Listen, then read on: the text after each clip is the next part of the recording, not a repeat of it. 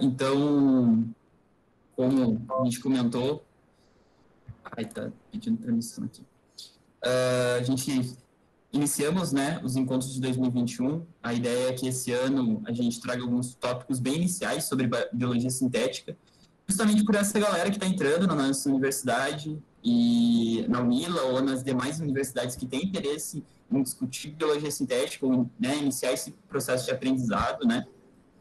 E hoje eu queria agradecer a participação do Jimmy, né, por ter aceitado o convite de ser o primeiro convidado a falar aqui no nosso clube e introduzir para nós o tema de partes genéticas, né.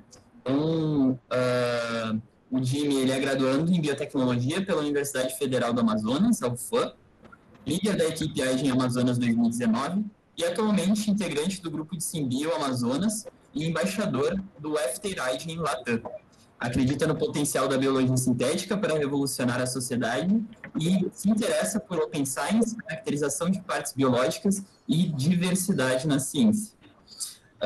Saliento também que quem quiser tirar dúvidas, sintam-se à vontade. Depois também, se quiserem que a gente retire a parte para não ficar gravado, não tem nenhum problema, tá? A gente quer mesmo discutir biologia sintética aqui. Depois da gravação a gente se preocupa depois, tá bom? Jimmy, pode iniciar a sua apresentação e a dinâmica daí tu vê como tu quer fazer e tudo mais. Talvez se as pessoas... Não sei, vamos deixar as pessoas desse jeito. Se vocês quiserem interromper e perguntar alguma coisa, eu acho que eu não tenho nenhum problema, não vou me atrapalhar dessa forma. Então, se quiserem interromper, perguntar...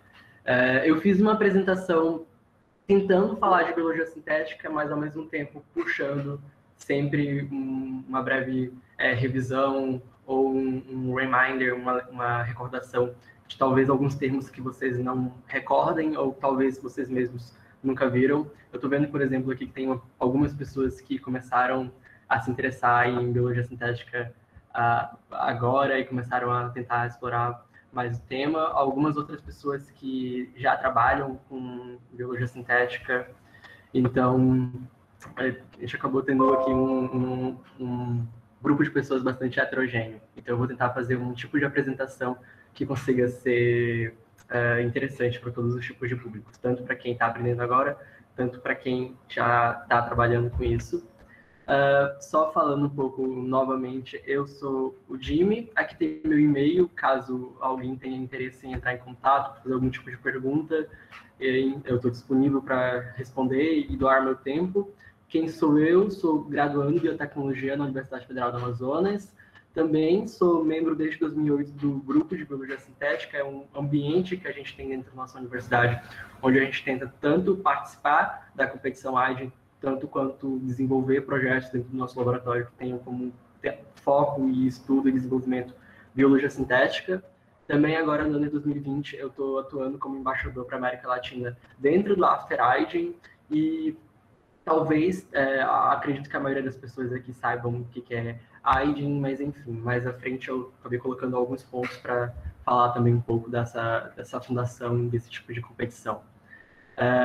Só para contextualizar, o Simbio Amazonas, esse ambiente que a gente tem aqui, ele fica localizado dentro do Centro de Apoio Multidisciplinar da Universidade Federal do Amazonas. É basicamente um prédio, um bloco, que ali dentro tem vários laboratórios. Dentre o conjunto desses laboratórios, a gente tem um laboratório de tecnologia DNA recombinante, onde a gente faz nossos projetos de biologia sintética com suporte e apoio dos professores e técnicos da UFAM. A gente também tem um histórico de participação na competição AIGEN. Essa competição internacional de biologia sintética é o maior evento e aglomerado de pessoas desenvolvendo projetos nessa área. É um ambiente bem interessante e também que ajuda a promover bastante a popularização e desenvolvimento de biologia sintética.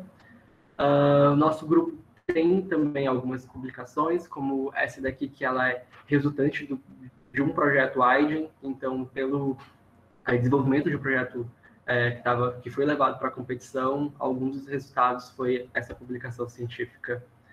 Para quem quer saber um pouco mais sobre o After AIGEN, eu lembro que algumas pessoas me mandaram mensagem perguntando o que era isso antes da apresentação, eu vou deixar também aqui no início.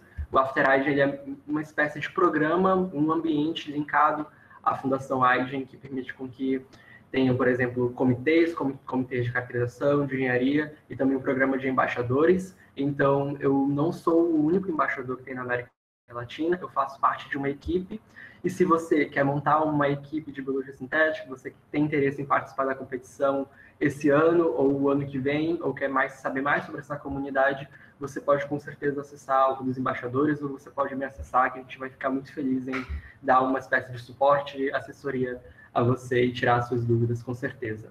Então, agora a gente vai entrar no nosso tópico principal da apresentação dessa reunião, que são biologia sintética e falar sobre partes biológicas. Mas antes de falar sobre isso, a gente precisa dar o nosso ponto inicial de partida, que é entender que seres vivos são programáveis.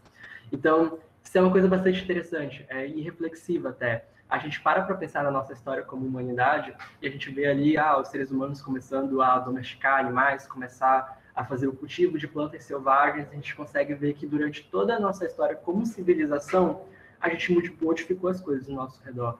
E os seres vivos, eles estão inclusos nesse tipo de categoria de modificação. É claro que, nos primórdios, a gente modificava as coisas pelo nosso olhar e pela nossa seleção. A gente via, por exemplo, qual é o tipo de milho que a gente achava mais interessante para cultivar, e a gente foi selecionando. Depois de alguns séculos e milênios, a gente resultou no milho que a gente tem hoje.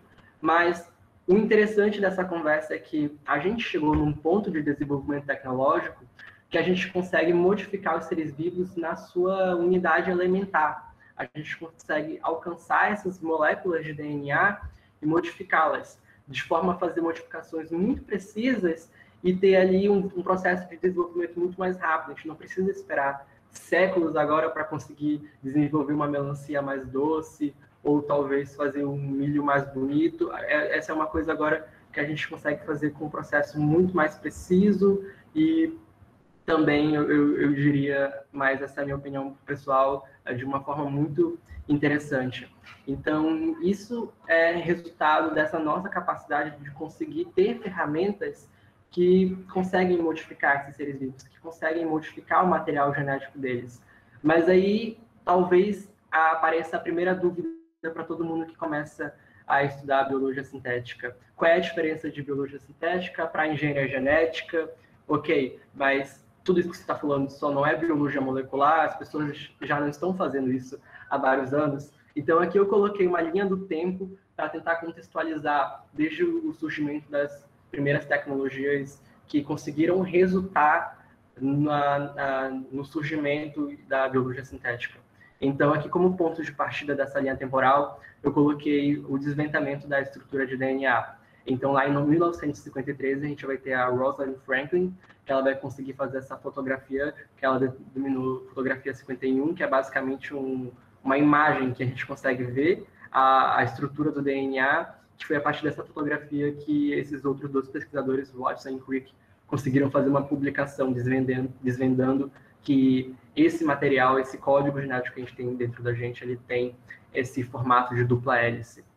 A partir daí, desvendando que ele tem uma estrutura, que esse código genético ele existe e que ele está presente em todos os seres vivos, a gente vai começar também a ter lá perto de 1960 o desvendamento do dogma central da biologia molecular. Então, os cientistas eles vão começar a entender que esse material genético ele tem um processo de replicação, de transcrição, que vai resultar depois numa tradução. Então, esse DNA ele consegue ser lido pela maquinaria celular e resultar em uma proteína que vão ter funções celulares e que vão ser úteis para os seres vivos conseguirem desempenhar suas atividades para se manterem vivos e para conseguirem fazer todas as suas funções moleculares. Mais para frente, a gente vai entender que esses processos, esse processo de ir para DNA, para uma proteína, ele vai ter uma regulação gênica, não vai ser, por exemplo, a todo momento que todos esses genes eles vão estar sendo expressos. Então, é uma coisa que lá foi na década de 60, 70, a gente começou a ter uma melhor compreensão e até hoje em dia a gente está entendendo ainda, é claro que com um nível de profundeza muito maior. E lá, por 1980, começaram o desenvolvimento e a descoberta das primeiras ferramentas moleculares. Então, o que seriam essas ferramentas? São basicamente os mecanismos, as enzimas, são as metodologias que a gente utiliza para conseguir modificar essa molécula de DNA.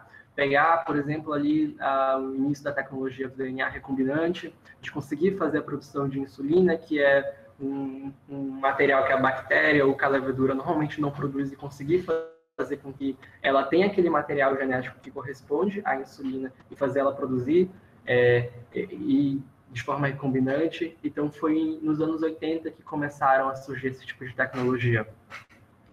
Já em 1990, aconteceu uma coisa que foi essencial para a gente estar no nível de desenvolvimento e de execução de projetos de biologia sintética que a gente tem hoje, e é aqui que começa mais ou menos o início da nossa conversa sobre partes biológicas.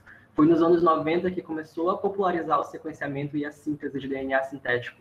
Então, se hoje a gente tem a capacidade de produzir sequências de DNA sintético, que a gente tem a capacidade de saber ali uma lista enorme, que eu não consigo nem lembrar na mente, eu duvido se alguém consegue lembrar de qual, de mente, recitar a quantidade de DNAs que a gente conhece hoje e que partes biológicas que têm alguma função, é justamente dada essa tecnologia, que é conseguir sequenciar tudo aquilo que tem na natureza e conseguir fazer a síntese desse material. E também a síntese de DNA, ela permitiu não somente conseguir fazer a síntese daquilo que já existe na natureza, ou seja, eu vi que essa planta aqui, ela tem essa sequência de DNA e eu consigo fazer a síntese. Ok, mas eu também posso sintetizar uma sequência que não existe na natureza, uma sequência completamente nova, e ver que tipo de comportamento eu vou conseguir ter a partir dessa sequência nova. E lá nos anos 2000, começaram a surgir os primeiros projetos de biologia sintética. O primeiro desenvolvimento de circuitos genéticos com comportamentos complexos, semelhantes a esses comportamentos naturais, esses comportamentos de regulação gênica, que a gente começou a ver lá nos anos 60. Agora a gente começou a conseguir construir outros tipos de circuitos genéticos sintéticos e com comportamentos tão complexos quanto aqueles que a gente consegue ver na natureza. É claro que existe um limite para essa complexidade, mas esse é um ponto de discussão que a gente vai colocar mais à frente. Em 2003 vai ter um marco na história da biologia sintética, que vai ser a produção da artemisinin em E. coli. Eles conseguiram basicamente pegar essa via de produção de artemisinin e colocar em E. coli, e isso foi um projeto bastante interessante e que conseguiu fazer ali uma coisa que não tinha sido feita antes, que foi transferir uma via completa para dentro nessa bactéria, que é a Escherichia coli. Em 2003 também a gente vai ter a primeira competição INGEN. Naquela época começou como uma pequena competição dentro do Instituto de Tecnologia, o MIT, em Massachusetts, e que acabou evoluindo nos anos consequentes para uma competição que integra pessoas do mundo todo. Então, decidi colocar aqui a competição INGEN, porque foi pelo mecanismo pelo qual eu conheci a biologia sintética, foi o mecanismo pelo qual eu fiz biologia sintética e estou fazendo, e eu também acredito que muitos de vocês talvez estejam inseridos nesse tipo de ambiente, ou então querem desenvolver uma equipe INGEN. Então, foi uma competição que começou bem pequena e hoje ela reúne centenas de estudantes e pesquisadores do mundo todo focados em desenvolver projetos e apresentar nessa competição. Projetos muito interessantes. Ok, então, aqui a gente teve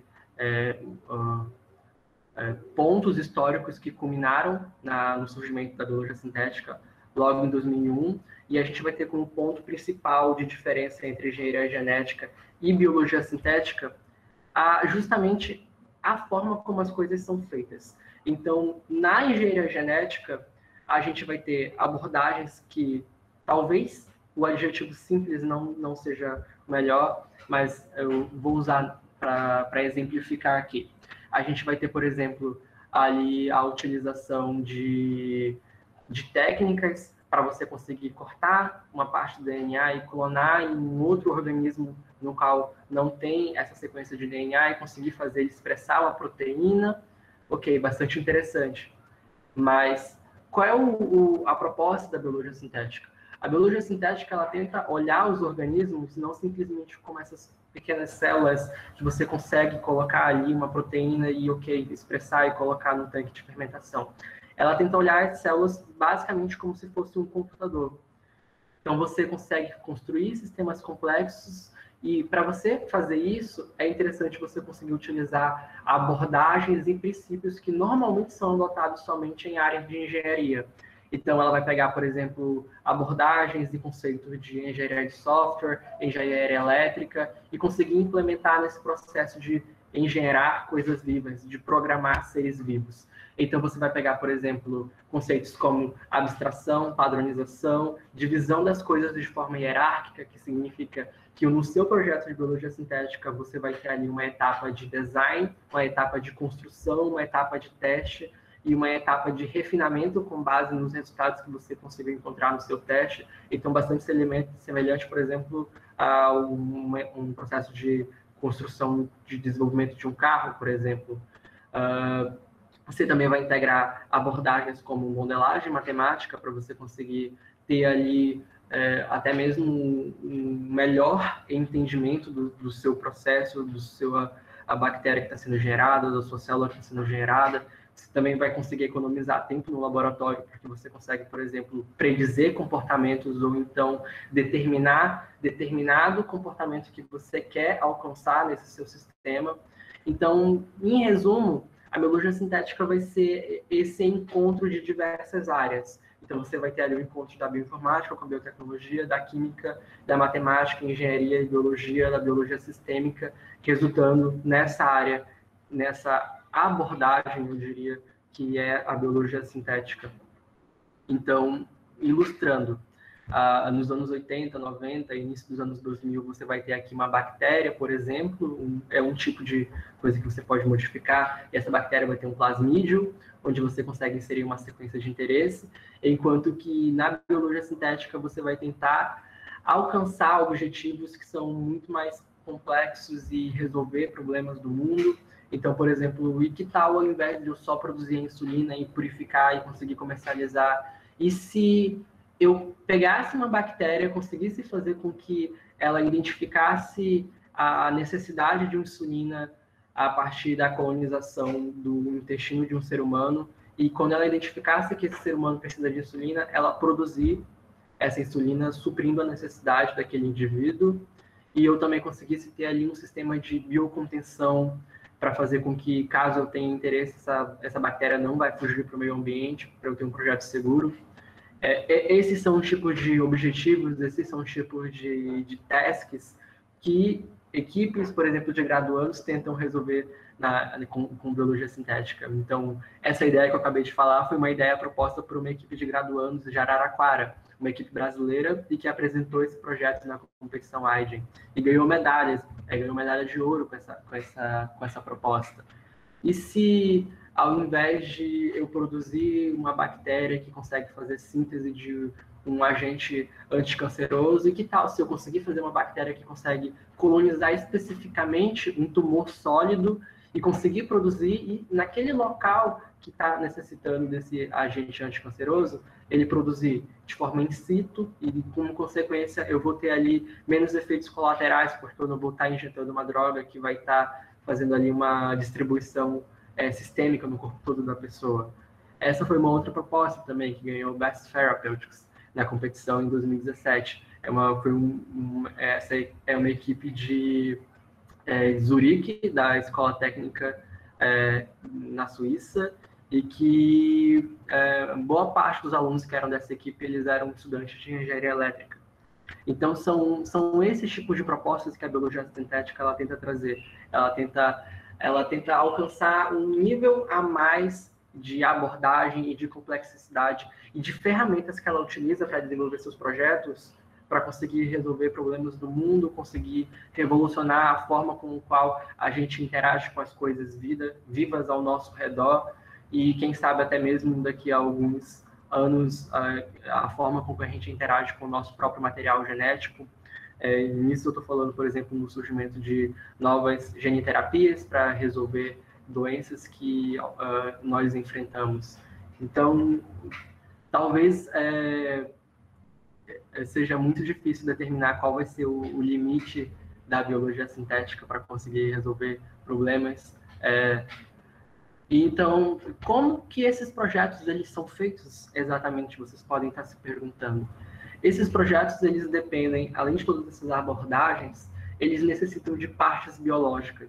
Então, o que vocês estão vendo aqui é o genoma de uma E. coli, certo?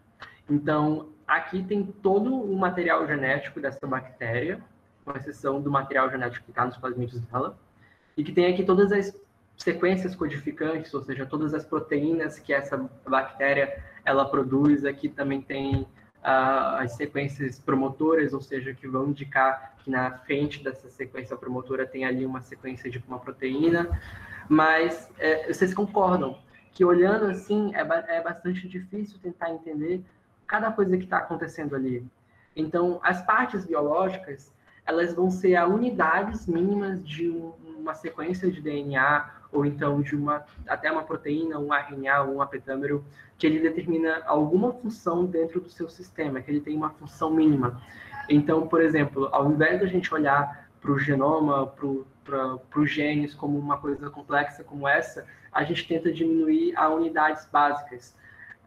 Uma parte biológica a gente tem muito na natureza, mas para conseguir desenvolver nossos projetos é também interessante a gente ter partes biológicas que são padronizadas. E aí que vai entrar boa parte de você ter biobricks, de você ter sequências padronizadas, porque basicamente elas são todos esses genes que você conhece, mas em um formato padronizado e caracterizado em uma forma de sistema catalogada. Então, aqui vai ter, por exemplo, um daqueles conceitos. Oh, meu Deus, a minha gatinha. Essa é a Sofia, gente. Esse aqui. Então, a gente estava falando agora há pouco sobre abstração, então, e sistemas hierárquicos. Então, nesse momento, a gente vai conseguir aplicar esses conceitos. Aqui a gente vai ter um sistema bem simples nesse caso, só para conseguir exemplificar. A gente vai ter uma placa de Petri, onde tem bactérias transformadas para conseguirem emitir uma fluorescência a partir de uma proteína fluorescente. E aqui, dentro de cada bactéria, a gente vai ter um dispositivo. Vai ter esses mini circuitos genéticos aqui, que é basicamente um cassete de expressão, onde a gente tem um promotor, que é uma sequência de DNA que avisa a maquinaria celular da bactéria, que logo ali tem uma sequência de DNA que precisa ser traduzida em uma proteína. E a gente também vai ter um terminador, que é basicamente outra sequência de DNA que avisa para a maquinaria celular, opa, já terminou a sequência da proteína, ela só é isso aqui. Também vai ter outras partes que são inerentes para esse sistema funcionar. Esse aqui precisa estar dentro de um genoma ou dentro de um plasmídio. Eu omiti o RBS aqui, que é uma outra sequência que ela é utilizada para fazer a ligação com o sítio ribossômico, para conseguir traduzir essa sequência, porque eu acredito que é mais fácil para conseguir exemplificar e entender como que esses tipos de abstração e hierarquias eles funcionam somente com essas três partes. Então, vamos lá. Aqui a gente tem esse dispositivo. Esse dispositivo é onde vai estar nossas partes biológicas, a gente vai ter as nossas partes padronizadas. Então, aqui a gente vai ter um promotor, aqui em A gente vai ter a proteína verde fluorescente em B, e a gente vai ter um terminador em C. E junto, essas partes simples, elas conseguem se juntar nesse dispositivo, que são partes que elas conseguem fazer ali um objetivo, que é, aqui o promotor ele vai ter a sua função, que vai ser indicar a sequência da proteína, a gente vai ter a sequência que identifica ali a proteína, a gente vai ter a sequência terminadora. E junto essas partes, elas conseguem fazer a bactéria produzir essa proteína verde fluorescente. Ok. Aqui a gente vai ter esse sistema exemplificado. E aqui a gente consegue entender por que é importante a gente conseguir fazer esse tipo de abstração. Lembra que a gente estava olhando aquele genoma complexo? Ok. Mesmo se a gente conseguir pegar pequenas partes das sequências, ainda vai ser difícil interpretar o que elas significam. E se ao invés de eu pegar ali toda essa sequência e ficasse olhando só as sequências, o que eu ia chegar ali, ia ver um ATGCTA, eu não ia conseguir associar rapidamente que essa sequência ela representa uma sequência codificante de algo, que ela é uma sequência de uma proteína verde fluorescente. Então, as partes biológicas, elas recebem um código específico, e elas têm um tipo de sinalização, como essa ilustração que vocês estão vendo aqui, onde cada parte ela vai significar algum tipo de parte biológica, seja ela uma sequência, seja ela um promotor, um terminador, e a gente consegue omitir a sequência. Ok, nas nossas ferramentas de bioinformática, a gente sabe que aquela sequência está lá, mas para o objetivo de, por exemplo, apresentar o nosso projeto, para o objetivo de conseguir entender a lógica por trás, a gente não precisa ficar olhando para a sequência toda hora. Então, a gente consegue simplesmente vir aqui e olhar para o significado representativo dessas coisas. E, a partir disso, fica muito mais fácil de você conseguir construir sistemas mais complexos. Mas, ok, como é que a gente pega tudo isso e consegue juntar essas sequências de DNA, uma na frente da outra? Eu sintetizo isso completamente, ou eu preciso clonar? O que é clonagem? Agora que entra a padronização e a modularização e como conseguir pegar essas partes simples, essas partes compostas e conseguir construir sistemas utilizando essas partes biológicas padronizadas. A padronização ela é importante porque imagina o caso das tomadas. Países diferentes eles adotam modelos diferentes de tomadas e toda vez que você viaja ou que você está em um lugar novo, você enfrenta essa confusão de ter que comprar adaptadores. Então, você conseguir padronizar as suas partes biológicas é tão interessante quanto você conseguir estabelecer um sistema de padronização de tomadas. Porque vamos imaginar como é que você vai conseguir clonar, conseguir construir um projeto robusto se você não tem nada padronizado, se você não entende qual é a função daquelas partes biológicas. Como que eu vou saber que essa sequência ela executa essa função se o sistema, se essas sequências elas não são padronizadas? E esse conceito de padronização e modularização, eles vão ser úteis também para conseguir clonar essas coisas e também no método de clonagem que a gente utiliza dentro da biologia sintética. Então, aqui a gente vai ter os nossos biobricks, que são os nomes que essas partes biológicas elas recebem quando elas estão padronizadas. Então, o que vocês estão vendo aqui é basicamente um plasmídio 1 e um plasmídio 2. E o que a gente vai fazer é pegar essa sequência aqui que está representada por um Lego, é realmente como se fosse uma brincadeira. É como se biobrick, por exemplo, fosse traduzido em biotijolo, porque são as partes que você usa para construir. Então, você pega aqui esse Lego que está aqui dentro desse plasmídio bacteriano e você junta com esse outro Lego. Mas como é que isso é feito na prática? Vamos dizer que eu quero construir um sistema, eu já tenho partes sintetizadas em plasmídios, como é que eu faço para juntar isso? Para conseguir entender isso, eu coloquei aqui um reminder para a gente lembrar de como que sequências elas são cortadas e clonadas juntos. Talvez algumas pessoas não recordem isso muito bem ou não tenham tido esse material. A gente tem material genético, que são esses 4 pares de bases, adenina, timina, guanina, citosina. E basicamente, lembra que lá nos anos 80 começaram a descobrir ferramentas moleculares? Algumas dessas ferramentas, elas são enzimas. E essas enzimas, algumas são enzimas de restrição. Então, enzimas de restrição são basicamente essa estrutura que vocês estão vendo aqui, que consegue se acoplar no DNA e cortar em uma sequência muito específica. Então, nesse caso aqui em específico, a gente vai ter stick ends. O que isso significa? Que da nossa sequência de DNA, ela foi cortada e conseguiu resultar aqui em uma sequência que eu vou ter aqui DNA dupla fita, mas na região que foi cortada, eu vou ter um DNA fita simples. E o que isso é útil?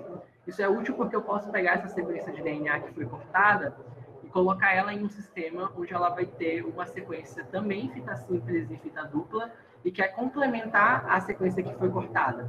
E aí eu consigo juntar essas sequências. Então, vamos tentar imaginar como esse sistema funciona. Ok, eu tenho centenas de enzimas diferentes disponíveis no mercado.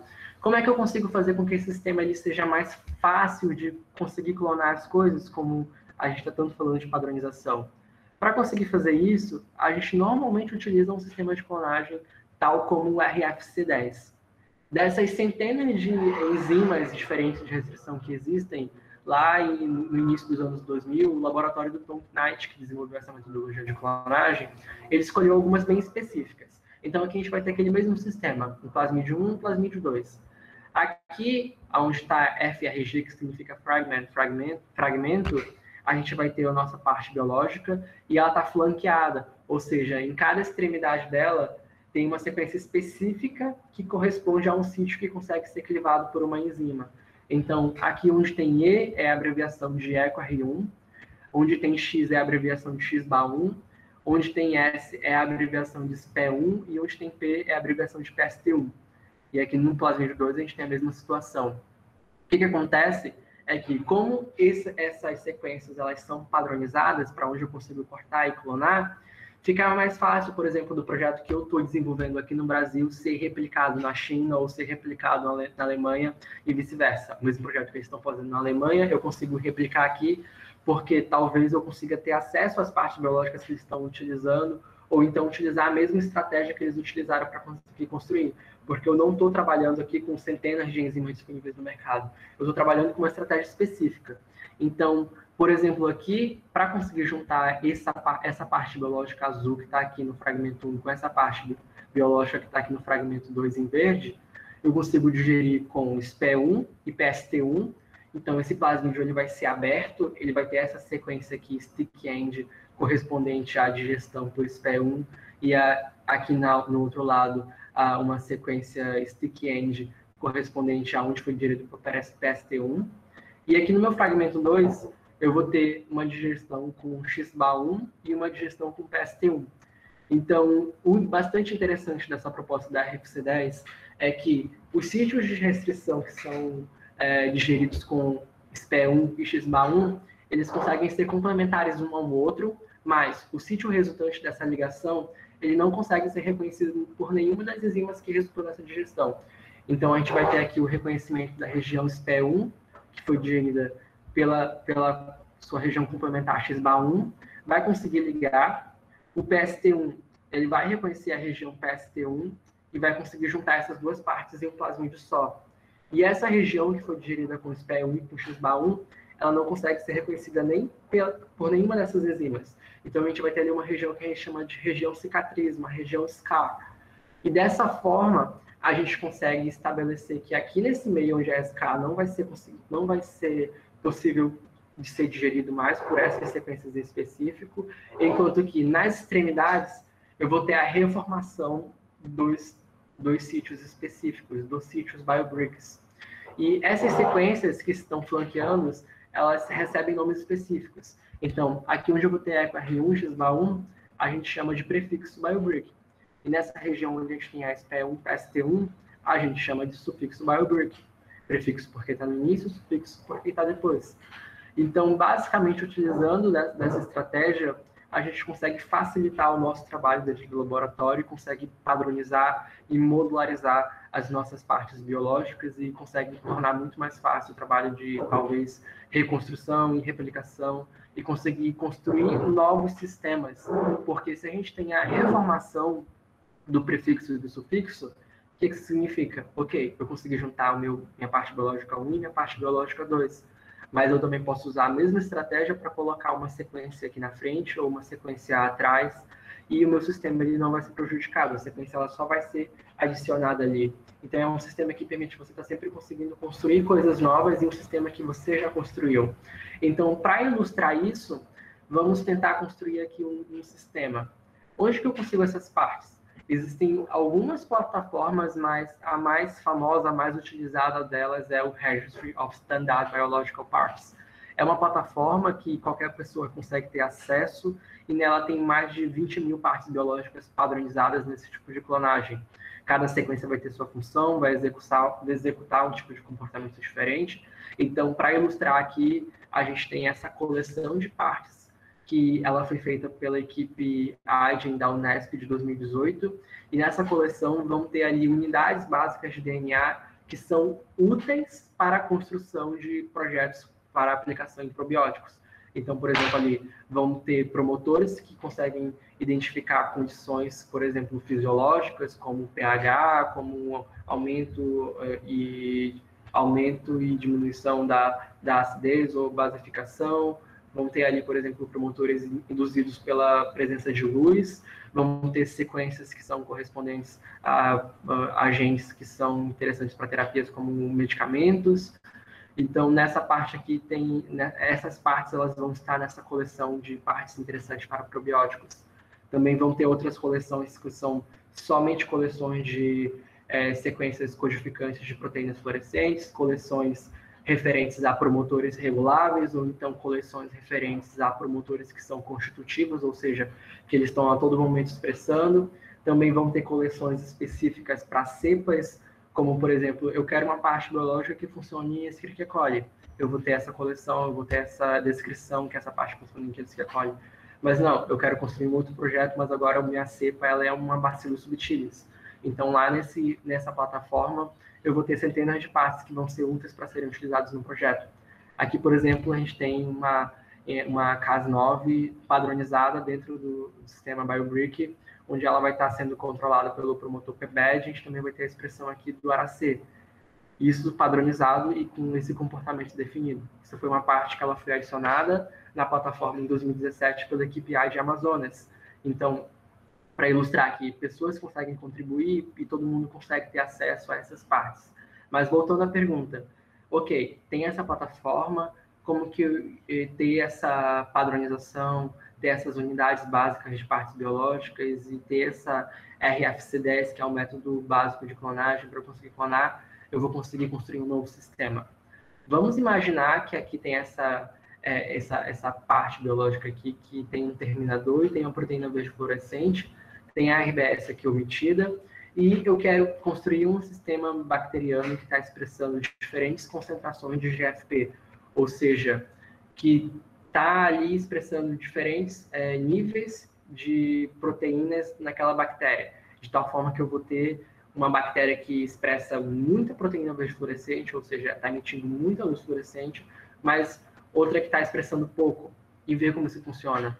Ou então que eu quero caracterizar um promotor para ver o quanto que ele é eficiente, o quanto que a força dele é forte ou fraca, ou então qual é a condição que esse promotor começa a funcionar. Eu pego a minha biblioteca de promotores, nesse caso aqui, para exemplificar, a gente tem a biblioteca do Anderson, que é um pesquisador que montou essa biblioteca e disponibilizou em 2016 no Registry.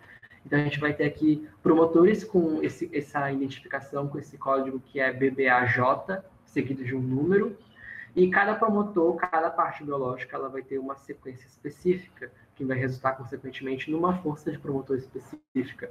Então, vamos imaginar que eu pego cada uma e coloco aqui na frente. Eu posso sintetizar isso junto já, ou seja, cada promotor com esse sistema de proteína terminador, ou então, vamos imaginar que eu já tenho esses promotores clonados no laboratório, cada um dentro de um plasmídio, ou então que essa proteína verde fluorescente também está clonada dentro do laboratório.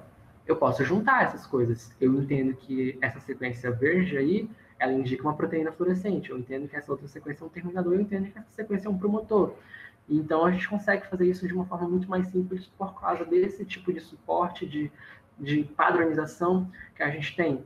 Então, a gente vai ter aqui como resultado dessa junção, aqui uma condição onde eu vou ter um promotor fraco, com essa minha outra parte composta aqui, vai resultar nesse sistema composto com promotor fraco, e vai resultar em pouca proteína fluorescente dentro da bactéria. Mas aí também na biblioteca eu vou ter um promotor forte, que vai resultar em muita proteína verde fluorescente dentro da bactéria. Esse é um exemplo bem simples, a biologia sintética ela não se limita a isso, mas eu estou exemplificando, ilustrando com esse tipo de exemplo, para mostrar que com essas coisas mais simples, a gente consegue partir para construir coisas muito mais complexas. Tal como esse sistema aqui, que é um sistema do laboratório do Tal Danino, que é um laboratório americano, e que ele utiliza um sistema nativo da bactéria para a identificação da concentração bacteriana. É um sistema de quorum sensing. Ele conseguiu modificar esse sistema para fazer com que a bactéria ela tenha ali um comportamento parecidíssimo com a explosão de uma estrela, que é uma supernova. Então, a gente vai ter aqui, a bactéria vai começar a crescer, ela vai atingir um nível específico de tamanho da colônia, e aí ela vai começar a expressar essa proteína verde fluorescente azul. E aí esse sistema ele consegue se repetir como se fosse ali um processo oscilatório. Então, aqui em 402 minutos está o sistema off, quando está em 432 minutos, a gente já tem a expressão, lá em 437 minutos, essa expressão ela diminui, então a gente não tem mais fluorescência, e aí começa de novo.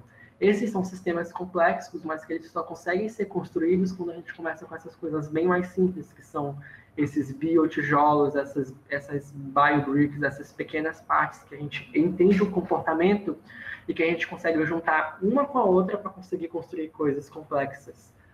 Então, aqui a gente vai ter um outro sistema desse mesmo laboratório, que ele não é somente agora de expressão de proteína fluorescente, mas ele também integra a lise celular. Então, ele vai chegar um momento que atingir uma população específica e a bactéria as bactérias presentes nessa colônia, elas vão sofrer lise celular, ou seja, elas vão perder sua parede celular e vão expor todo o material que está dentro dela. Parece uma coisa bem simples, mas uma possível aplicação disso, por exemplo, poderia ser a entrega de drug delivery, conseguir fazer com que essas bactérias elas consigam se lisar dentro de uma condição clínica, dentro de um paciente, e conseguir entregar uma droga somente quando a colônia bacteriana está no nível de concentração que ela consegue ter ali a produção eficiente para liberar a quantidade de droga que aquele paciente precisa. Então, basicamente são esse tipo de sistemas complexos que conseguem ser construídos. Algumas tipos de aplicações focadas em terapias são terapêuticos vivos ou living therapeutics. É uma forma de aplicação da biologia sintética bastante recente, apesar de que há muitos anos as pessoas elas já tentam utilizar bactérias e, por exemplo, fagos para conseguir fazer terapias, e é bastante interessante. Então, por exemplo, na atualidade, a gente consegue ver que a partir da biologia sintética, a gente consegue pegar essa bactéria, olhar ela como uma pequena máquina que ela consegue ser programada, modificada, para ela ter algum tipo de comportamento específico, e ela vai conseguir, a partir dessa modificação com essas partes biológicas, conseguir fazer com que ela tenha uma autorreplicação em uma condição específica, ela consiga detectar condições ambientais, ou seja, ela consiga detectar ali inputs, sinais que são, por exemplo, de determinada condição clínica. A gente consegue modificar ela para fazer a produção e entrega de remédios, fazer um drug delivery para diferentes tipos de doenças que nós enfrentamos. A gente consegue fazer a autodestruição dessa bactéria para ela ter uma biocontenção, também é interessante, e consegue fazer a partir disso diferentes aplicações, como tratar doenças crônicas, câncer, resistência a antibióticos, desordens metabólicas, como fenilcetonúria, uma condição clínica onde a pessoa ela tem uma deficiência que ela não consegue processar o aminoácido fenilalanina. E você poderia, por exemplo, imaginar que você pode pegar uma bactéria e ingerir ela para conseguir quebrar esse aminoácido pela pessoa. E a pessoa tomaria no iogurte e conseguiria ter uma vida com uma melhor condição a partir desse tipo de sistema. A gente olhou ali alguns projetos IDEN que fazem esse tipo de aplicação, mas também já existem empresas que fazem esse tipo de abordagem, esse tipo de desenvolvimento de produto. Eu vou pular esse slide aqui porque a gente está curto em tempo. Então, uma empresa que a gente tem trabalhando nesse ramo é a Synlogic, que tenta trabalhar e consegue trabalhar com aplicações de coisas vivas modificadas com aplicações em terapias. Então, a gente consegue ver aqui nessa ilustração que a própria empresa ela fornece no seu site, que existem diferentes projetos aplicados para diferentes doenças, como, por exemplo, tumores sólidos, doenças genéticas, até mesmo desenvolvimento de vacina para Covid, e que esses projetos dessa empresa eles estão em diferentes estágios. Por exemplo, tem alguns que estão só em exploração, outros estão em desenvolvimento da ideia. A gente consegue ver aqui que bastante projetos estão em pesquisa pré-clínica e tem, inclusive, alguns que estão em fase de pesquisa clínica nível 1. Então, é uma coisa que ela não está somente em ideia, mas que conseguiu ser aplicada, está sendo executada e sendo estudado como conseguir fazer com que isso seja um produto que consegue impactar na vida das pessoas e conseguir resolver problemas do mundo. Aqui tem 2 artigos bastante interessantes, que são de pesquisadores que são dessa empresa. Se vocês quiserem verificar, vocês podem tirar print, mas eu acho que essa apresentação está sendo gravada também, se alguém quiser voltar depois para conseguir olhar esses 2 artigos. Também, falando um pouco sobre ferramentas, existem ferramentas que são de livre acesso, algumas que são pagas para você conseguir fazer essas construções de sistemas genéticos, esses circuitos, essas partes simples e compostas. Eu vou citar aqui, por exemplo, Bentley, Snapgene e Tinkercell. Tinkercell, você basicamente consegue ter aquele tipo de visualização, onde você vê ali uma ilustração do que é um promotor, do que é uma parte de sequência codificadora, o que é um terminador, um RBS, e é interessante, por exemplo, para você conseguir ter desenvolvimento da ideia de forma visual. Eu gosto de usar bastante quando eu estou tendo uma ideia de construir um novo sistema, eu vou lá e fico brincando de como seria cada parte nesse sistema que eu estou pensando. Snapgene é uma plataforma que você consegue instalar no seu computador, ela é paga, mas também tem funções que são que estão disponíveis sem pagar e que você consegue editar sequências, ver sítios de restrição, planejar como você quer fazer sua clonagem. Também tem o Bentley, que tem a mesma funcionalidade, mas ele é online. Ele tem bastantes funções que são livres, você consegue fazer quase tudo nele e sem pagar nada, mas se você pagar, eu acredito que você ganha alguns benefícios, como ter um espaço de memória maior na sua nuvem de projeto. Eu pessoalmente prefiro trabalhar com Bentley, porque na minha equipe de trabalho tem várias pessoas e como ele é online, eu consigo simplesmente pegar um link, mandar para qualquer pessoa, eu compartilhar e todo mundo consegue ver o que eu estou trabalhando. Eu prefiro trabalhar dessa forma, mas tem gente na minha própria equipe que prefere trabalhar com o Snapgene, porque é uma plataforma que surgiu primeiro e é mais acostumada e consegue visualizar as coisas melhores no Snapgene. Talvez seja interessante em uma outra oportunidade pegar para ver como essas ferramentas elas funcionam, ver como é que é a interface delas. Agora a gente está correndo tempo, mas se alguém quiser me mandar um e-mail, eu também fico feliz em parar algum momento para conseguir explicar ou falar um pouco mais sobre esse tipo de ferramentas ou como utilizá-las. Aqui só tem essas 3, mas também existem várias outras. Tem algumas que são utilizadas para modelagem matemática de circuitos genéticos, tem outras que são utilizadas para também fazer edição de sequências, para você conseguir fazer PCR em sílico. Também existem ferramentas online, como o Blast, para você conseguir alinhar sequências ou conseguir descobrir do que é aquela sequência que você está olhando, caso você não saiba, e outras plataformas que são bastante interessantes. Acredito que seja isso. Eu acho que a gente pode deixar o tempo que a gente tem agora aberto para pessoas fazerem perguntas. Agradecimentos, eu queria agradecer ao pessoal do Sil Fronteiras por estar disponibilizando esse tempo para falar um pouco e também agradecer a todo mundo que está aqui acompanhando na videochamada ou que também está assistindo depois, quando for disponibilizado. Podem perguntar qualquer coisa. Se eu não souber, eu tento arrumar alguém que saiba responder para você. Muito obrigado, Virginie, pela apresentação. Eu só vou comentar um pouquinho do chat. O pessoal agradeceu a princípio, falou bem da apresentação, dos exemplos. Teve gente elogiando o teu gato também. E... Nossa, a minha gata, ela simplesmente veio aqui e ficou batendo na tela do notebook. Tipo assim, eu acho que minha câmera ficou balançando. Tem alguma pergunta? Eu queria fazer uma pergunta para o Jimmy, não sei se está dando para me ouvir muito bem. Tá de boa? Dá para ver. Dá para ver.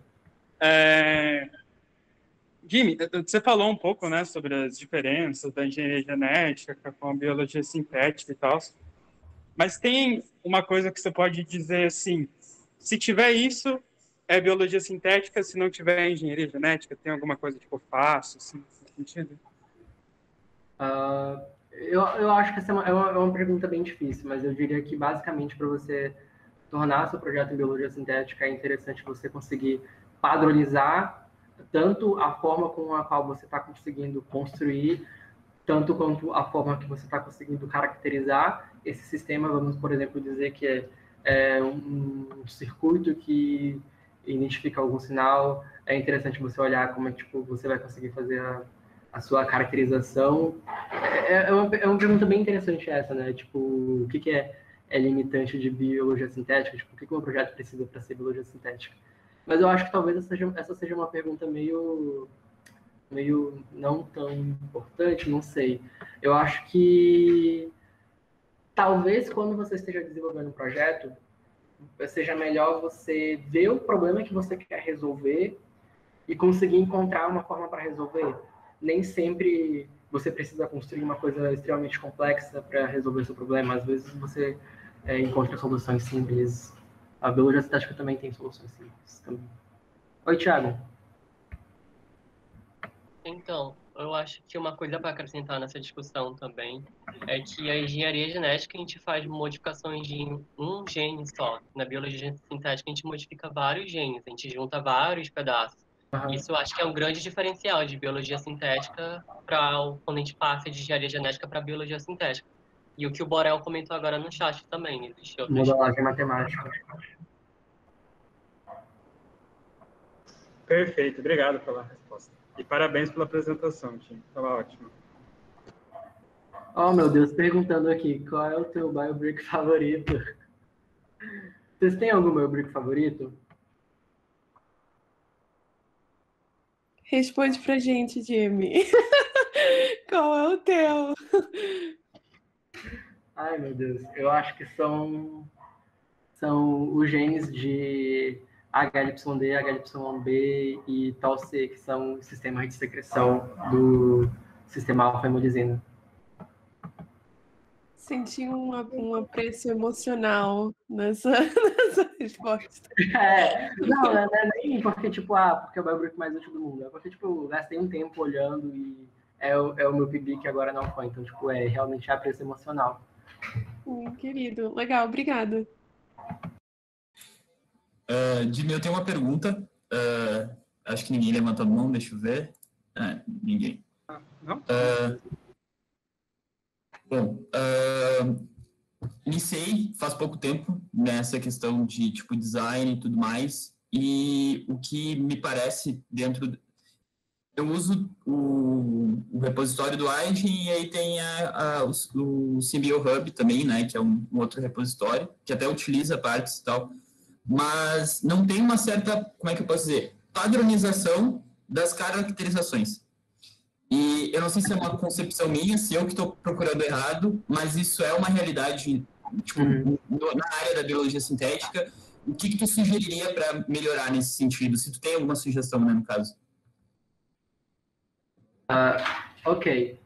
Realmente, mas eu acho que talvez isso seja um problema e não é um problema. Mas o objetivo de ter essas plataformas é justamente a comunidade conseguir contribuir. Então, elas são plataformas que estão 24 horas por dia acessando, permitindo que você consiga fazer o upload de uma sequência ali e colocar sua caracterização. Mas o objetivo delas também é que o máximo de pessoas possível consiga adicionar a caracterização naquela plataforma. Então, tem partes que elas são realmente super caracterizadas, que tem gente que está todo ano trabalhando com elas e adicionando ali uma descrição, como é que funcionou, mas também tem partes que não são muito trabalhadas. Então, realmente, quando for escolher uma parte, também tem que usar um pouco de senso crítico, porque também é qualquer pessoa que consegue adicionar uma informação a uma parte. E nem sempre aquela é uma informação super bem descrita ou confiável. Você tem que olhar, por exemplo, quais são as condições que a pessoa usou, se ela está trabalhando com que tipo de replicar naquele experimento, conseguir olhar ali as variáveis que ela está utilizando, se aquele experimento que ela executou é realmente um experimento necessário para conseguir caracterizar aquela parte, ou então se existe ali algum gap, algum vazio que precisa ser complementado e que você consegue contribuir. Desculpa que hoje, especificamente, enfim, vocês estão ouvindo, né, acho que é uma furadeira que estão usando aqui do lado de casa. Oh, meu Deus. A Maria e o Guilherme comentaram duas coisas bem interessantes. Se vocês quiserem, a gente pode abrir o microfone também, sinta-se à vontade. Mas eu vi sobre essa experiência do Aiden, né, do Interlab, que era meio que exatamente isso, né, fazer esse processo de caracterização em vários laboratórios diferentes, né? Me corrija se eu estiver errado. O Interlab, ele foi bem legal, porque ele, para quem não sabe, acho que quem está mais recente na comunidade Aiden não sabe o que seja. Quando eu comecei, participei do Aiden em 2019, já não tinha mais Interlab. Mas era basicamente, eu acho que o projeto coordenado, a parte que eu acho é sobre quem é que coordena, pelo Engineering Committee ou pelo Measurement Committee do Aiden, que eles pediam para que cada equipe ela replicasse um experimento. No caso, a pessoa ela recebia partes biológicas com promotores ali de diferentes forças, sendo que essa parte biológica era uma sequência de GFP e com um terminador, claro. E eles pediam para as pessoas caracterizarem elas, por exemplo, fazer uma curva ali de fluorescência em uma curva de 8 horas, 10 horas, 16 horas, e você poderia usar um plate radar ou um citometria de fluxo, são duas metodologias que você tem, e o objetivo basicamente deles era conseguir fazer uma metodologia que você consegue converter, por exemplo, unidades arbitrárias para unidades físicas. E qual é a importância disso? Quando você olha muitos artigos de biologia sintética que você tem hoje mesmo, e principalmente nos anos mais passados, eles utilizam unidades arbitrárias. E é interessante porque você consegue realmente mensurar, você consegue fazer uma comparação depois, se você for precisar usar essa parte, com uma parte biológica no vivo, ou seja, você pega uma parte já caracterizada e você usa seu sistema comparado a ela para ver qual é a força. Então, tipo, anteriormente você já tem aquela caracterização, mas o objetivo do Interlab era você conseguir fazer essa comparação contra uma curva caracterizada com uma unidade física que existe. No caso, eles usavam fluoresceína. Então, você conseguia converter a sua unidade de fluorescência arbitrária para unidades correspondentes de fluoresceína. Então, você consegue saber, opa, esse promotor ele funciona nessa expressão aqui, ele tem essa equivalência a número de moléculas de fluoresceína, e outra pessoa consegue saber o quanto que isso é realmente em força de promotor. O Guilherme mandou aqui o artigo que saiu na Nature. Acho que tem mais um outro também que saiu na PLOS Biology, não sei, não vou chutar. Teve um que saiu de mensuração da fluorescência, teve um outro que era expandindo mais para falar sobre a mensuração da OD. Eu acho que é esse que você mandou aqui. Se quiser falar, pode falar, Guilherme. Não queria me intrometer, cheguei atrasado, perdi a hora. Tem mais de um artigo, eu não lembro de todos, a gente participou do programa em 2014, primeira vez que eu fui para o Aiden, talvez a Maria tenha participado também, não lembro. Era uma iniciativa bem interessante, tem os resultados curiosos, assim, de uma forma bem geral, eles conseguiram mostrar que existia alguma confiabilidade, mas é um desafio muito grande da biologia sintética. Tem um intervalo de confidência, eu não consigo traduzir para o português agora, o intervalo de confiabilidade de 95%, né? E tá dentro dessa questão de estar padronizado e conseguir ser replicável toda hora batendo nesse martelo. E isso que voltando para a tua pergunta, Samuel, que você colocou sobre caracterização das partes biológicas, não ter padronização na caracterização das partes padronizadas, eu acho que é um dos grandes desafios filosóficos e científicos que a gente tem. E o próprio modelo em que o Aiden foi construído, eu acho que ele ajudou a levar para esse caminho, porque começou a se criar muitas partes e caracterização deixou um pouco de seu foco.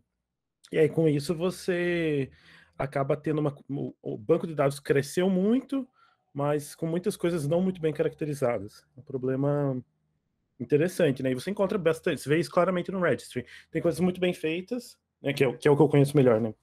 Que é o do Aiden, que eu fiz várias vezes. Tem coisas muito bem feitas, mas a grande maioria não é bem caracterizada. E é uma discussão interessante, uma discussão que precisa ser tida, né? Como caracterizar essa grande quantidade de partes, né? Antes a gente não tinha parte nenhuma, agora a gente tem um monte e precisa caracterizar elas. Uma discussão bem interessante. O legal é que... Desculpa, Samuel, você estava falando. Deixa eu sair aqui. Pode falar, Maria, pode falar. A gente tem essas discussões, né? E E existe um esforço tão grande da nossa comunidade de já padronizar as coisas. Se a gente conversa com bioinformata, a galera da ciência da computação, onde todos os bancos de dados têm nomenclaturas diferentes para os mesmos genes, e você precisa criar, sabe, fazer uma análise de uma via metabólica, ou fazer, sabe, mineração de dados em databases, e elas são todas diferentes. É, eu acho que a nossa comunidade é um exemplo muito vibrante para outras comunidades, de como, é claro que não é perfeito, tem uma série de desafios, né, que a gente se propõe a solucionar junto, mas tá tão onipresente assim em outros bancos de dados que é isso mesmo, né? Padronizar a padronização ao redor de tudo que é padronizado já. Então é muito interessante. Pois é, eu estava vendo ali no chat que o Jimmy tem, vocês já têm outra reunião, né? Bom, eu tinha outra pergunta, mas eu vou liberar vocês depois, eu acho que eu faço. Pode perguntar, eu estou procurando o link aqui. Tá. Não, porque é exatamente isso, né? Tipo, o banco de dados, eu acho que a biologia sintética meio que passou nesse período, assim, que eu estudo, né? Estou estudando nesse pequeno tempo, de, como o Jimmy falou, tornar o banco de dados mais acessível, mais partes serem submetidas e tudo mais. E se tu dificulta um pouquinho, já reduz muito o número de submissões, né? Isso aconteceu, eu trabalho agora com o banco de dados do DataSource para algumas análises, e, cara, tu modificou um item que é obrigatório, já reduz todo o número de submissões, praticamente, né? Uma coisa que eu também tenho dúvida, esse tempo recente teve um pré-print que foi lançado, eu não sei se ele chegou a ser aprovado, mas eu achei muito interessante a análise de rede que fizeram sobre partes sendo utilizadas e aplicadas em estudos. E aí se verificou que, tipo, as partes que estavam sendo utilizadas, elas estavam num cluster, assim. E as partes novas estavam muito isoladas. Querendo dizer, tipo, que as partes que existem caracterizadas estão sendo só replicadas, e a gente não está buscando expandir mais a caracterização de partes novas. Queria saber tua opinião sobre isso e se é um problema também, tipo, continuar avançando nessa mineração de partes biológicas, sabe? Desculpa a pergunta complexa nesse momento tão...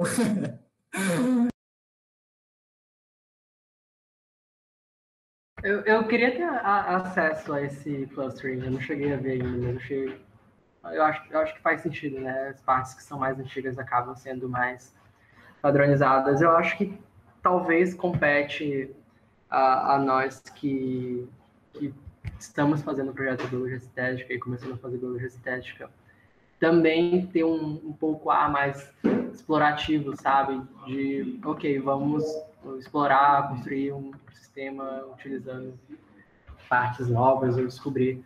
Eu sou super interessado por isso. Tipo, eu moro no Amazonas, né? E fico bastante reflexivo quando eu tô tipo, passando na ponte do Rio Negro e dá para ver toda a floresta. Fico olhando tipo, o quanto que é a imensidão ali de coisas a serem descobertas e a serem caracterizadas ainda. E, tipo, a gente tem 20 mil, 30 mil partes biológicas, eu acho, mas... E nem assim a gente consegue caracterizar todas, mas ainda também tem muita coisa a ser descoberta, né? Eu acabei viajando um pouco do ponto. Não, é legal. Bom, eu acho que é isso, pessoal. Os artigos eu vou colocar no link do YouTube, quando a gente submeter, se vocês tiverem interesse e tudo mais. Se alguém tiver mais alguma pergunta, pode enviar para mim por e-mail, e que aí eu repasso para o Jimmy, ele responde e tudo mais. E eu acho que é isso. Eu gostaria de agradecer muitíssimo a presença... Ali está no chat o e-mail do Jimmy. Gostaria de agradecer muitíssimo a participação de todo mundo. É muito bacana ter a participação de pessoas de outras universidades, da UNILA principalmente também.